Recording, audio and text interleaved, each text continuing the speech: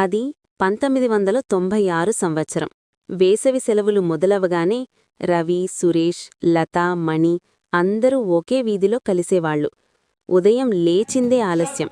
అమ్మ పిలుపులు, నాన్న సైకిల్ గంట శబ్దం, టీవీలో వచ్చి శక్తిమాన్ టైటిల్ మ్యూజిక్. వాళ్ల ఆటలకి కరెంట్ అవసరం లేదు. గల్లీలో గిల్లీదండ, లగ్గోరి, చీకుళ్ళు. సాయంత్రమయ్యే వరకు నవ్వులే. ఒకరికొకరు గెలిచినా ఓడినా పంచుకునేది ఒకే నిమ్మకాయ సోడా.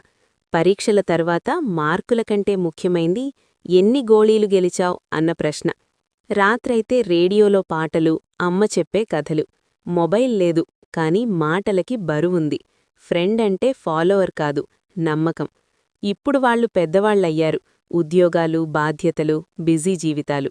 కాని ఎప్పుడైనా వానవాసన వస్తే లేదా పాత క్యాసెట్ పాట వినిపిస్తే ఆ 90ల గల్లీ మళ్లీ కళ్లముందు నిలుస్తుంది. అదే వాళ్ల బాల్యం. సింపుల్, స్వచ్ఛం, మరిచిపోలేనిది.